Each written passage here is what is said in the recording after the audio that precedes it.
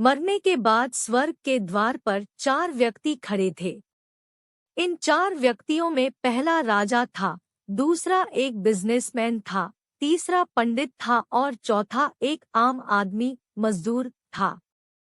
किसी को भी यह पता नहीं था कि कौन स्वर्ग के अंदर प्रवेश कर पाएगा और कौन वहीं से वापस लौटा दिया जाएगा। सब स्वर्ग का दरवाजा खुलने की राह देख रहे थे और आपस में बातें कर रहे थे।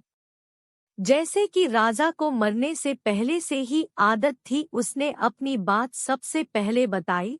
राजा ने कहा, मैं बहुत प्रख्यात राजा हूँ, मैंने धरती पर अपना बहुत नाम कमाया है, इसलिए पूरी संभावना है कि मैं ही स्वर्ग में जाऊंगा। फिर व्यापारी ने अपनी बात सामने रखी, वह बोला, मैंने धरती पर खूब धन कमाया और उस धन से मैंने सैकड़ों लोगों की मदद की, इसलिए मैं ही स्वर्ग का हकदार हूँ। अब बारी थी पंडित की, तो पंडित ने मुंह खोला और सबको यह कहा, चाहे तुम जो सोच लो, लेकिन यह बात तो तय है कि स्वर्ग के दरवाजे खुलेंगे तो मेरे लिए ही। सब जानते हैं कि पंडित दिन रात भगवान को याद करते हैं, इसलिए स्वाभाविक है कि स्वर्ग में पंडित का स्वागत किया जाए। जब सब ने अपना अपना पक्ष रख दिया, तब सबकी नजर उस मजदूर पर थी जो चुपचाप अपनी नजरें नीचे झुकाए बिना कुछ बोले वहीं पर खड़ा रहा। स्वर्ग का दरवाजा खुला और वहां पर एक देवदूत आकर खड़ा हो गया। देवदूत के हाथों में एक पुस्तक थी जिसमें इन सभी के कर्मों के बारे में लिखा हुआ था।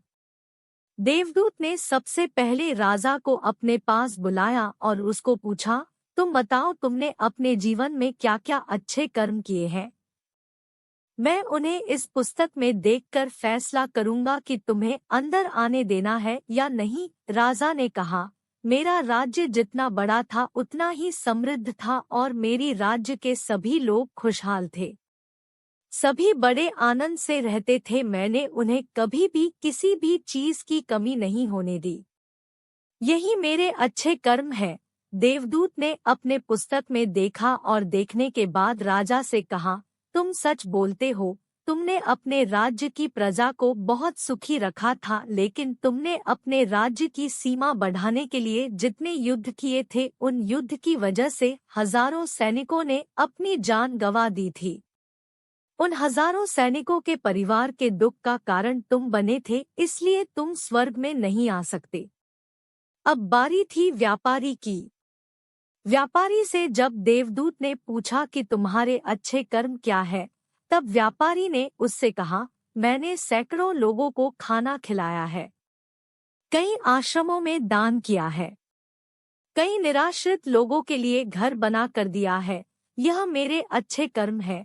देवदूत ने फिर से अपने पुस्तक में ध्यान से देखा और देखने के बाद व्यापारी से कहा, तुम्हारा कहना भी ठीक है कि तुमने बहुत दान धर्म किया है, लेकिन यह दान धर्म तुमने जिन पैसों से किया है, उन पैसों को कमाने के लिए तुमने न जाने कितने झूठ बोले हैं, कितनी हेराफेरियां की है और कितनी मिलावटें की है, इसलिए तुम भी स्वर्ग में नहीं आ सकते। जब पंडित से यही सवाल किया गया तो पंडित ने बड़े ही आत्मविश्वास के साथ कहा, मैंने अनगिनत लोगों को ज्ञान दिया है, हजारों यज्ञ और पूजाएं की है और दिन रात भगवान का जाप किया है। इससे अच्छे कर्म और क्या ही हो सकते हैं। देवदूत ने अपनी पुस्तक के अंदर झांक कर देखा और पंडित से कहा, आपने जितने भी लोगों को जो भी ज्ञान दिया है, उन बातों पर खुद कभी अमल नहीं किया।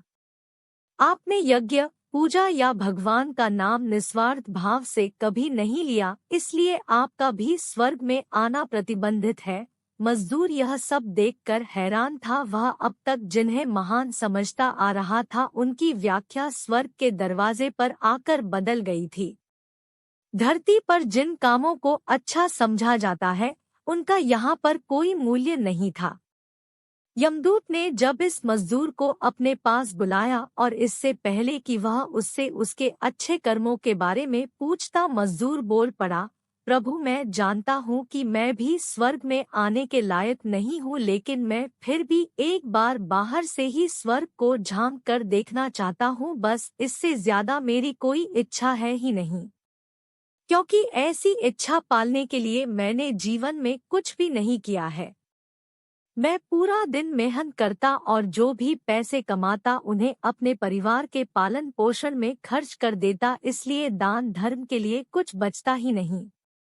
लोगों की भला मैं क्या सेवा करता, क्योंकि काम के बाद जो थोड़ा सा समय मिलता उसको अपने ही बूढ़े माँ बाप की सेवा में बिता देता। और यह सब करने के बाद मैं कभी कभी मंदिर भी चला जाता और भगवान से जैसा भी मुझे दिया है उस जीवन के लिए धन्यवाद कहता। देवदूत ने अपनी पुस्तक में बड़े ध्यान से देखा और थोड़ी देर देखते ही रहा। फिर उसने मजदूर से पूछा कि तुम याद करके बताओ, तुमने कभी तो कोई अच्छा काम किया होगा। मजदूर ने थोड़ी देर सोचने के बाद बोला, हाँ मुझे थोड़ा थोड़ा याद है। एक बार मैं बहुत भूखा था और मैं खाना ही खाने बैठा था कि एक बहुत ही कमजोर कुत्ता जो ठीक से चल भी नहीं पा रहा था, वह मेरे पास आ गया और मेरे खाने को देखने लगा। तब मैंने अपनी रोटी उसे खिला दी थी और उस दिन मैं खुद भूखा सोया था। मजदूर की बात सुनने के बाद देवदूत मुस्कुराया और मजदूर को बड़े सम्मान से स्वर्ग के अंदर लेकर गया।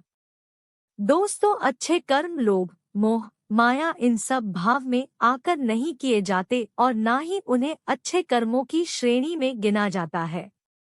निस्वार्थ भाव से किया गया एक ही अच्छा कर्म भी आपके जीवन के सारे पाप धोने की शक्ति रखता है। इसलिए जब भी मौका मिले निस्वार्थ भाव से और अच्छे मन से अच्छे कर्म किया करें।